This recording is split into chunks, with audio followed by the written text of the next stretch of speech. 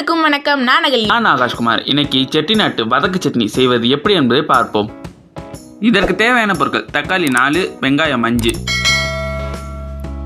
காஞ்ச மிளகாய் 7, கடலைப்பருப்பு 2 டேபிள் ஸ்பூன், சிறிதளவு புளி, உளுந்து 1 டீஸ்பூன், கடுகு 1 டீஸ்பூன், பெருங்காயத்தூள் 1 டீஸ்பூன். ஒரு வாணலியில 3 டேபிள் ஸ்பூன் எண்ணெய் சேர்த்துக்கோங்க.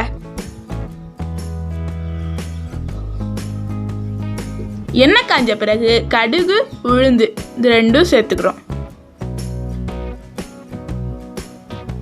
சேர்த்து நல்லா பொரிய விடணும்.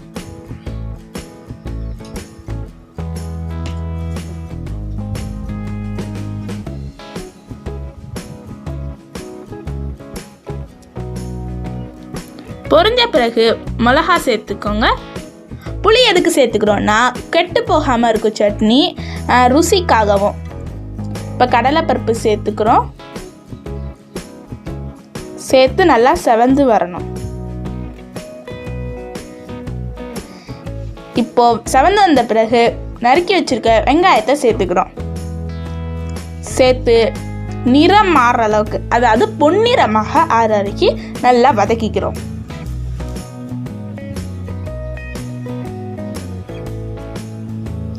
நல்லா வதக்கிக்கிறோம்.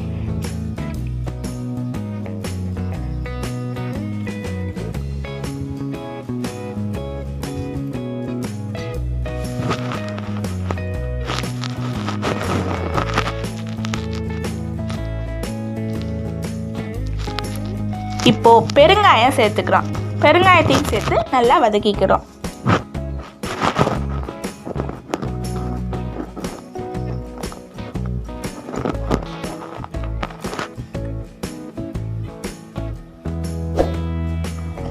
இப்போ வெங்காயம் வதங்கு பட்டுருச்சு. இப்போ தக்காளி சேர்த்து அதையும் நல்லா வதக்கிக்கிறோம்.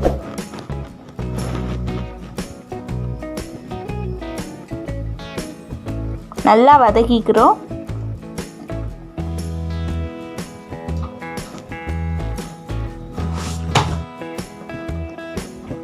இப்போ தேவையான அளவு உப்பு சேர்த்துக்கோங்க. வெங்காயம் தக்காளிக்கு தேவையான அளவு உப்பு சேர்த்து நல்லா வதக்கிக்கிறோம்.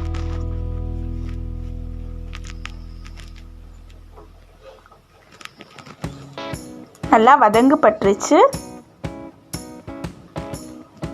வெங்காயம் தக்காளி எல்லாம் வதங்கு பட்டுருச்சு. இப்போ அட்டில் கொட்டி ஃபேன் காற்றுல ஆற வச்சுக்கிறோம்.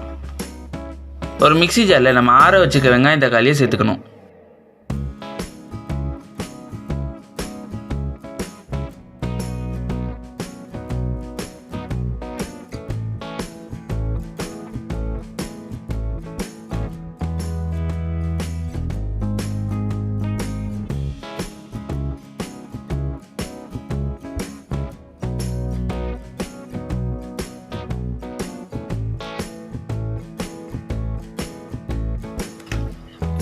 எல்லாத்தையும் சேர்த்தோடனே நல்லா அரைக்கணும்.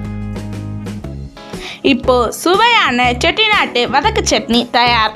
இது பார்த்தீங்கன்னா இட்லிக்கும் தோசைக்கும் மிக சுவையாக இருக்கும். இதை நீங்களும் உங்கள் வீட்டில் செஞ்சு பார்க்கணும்.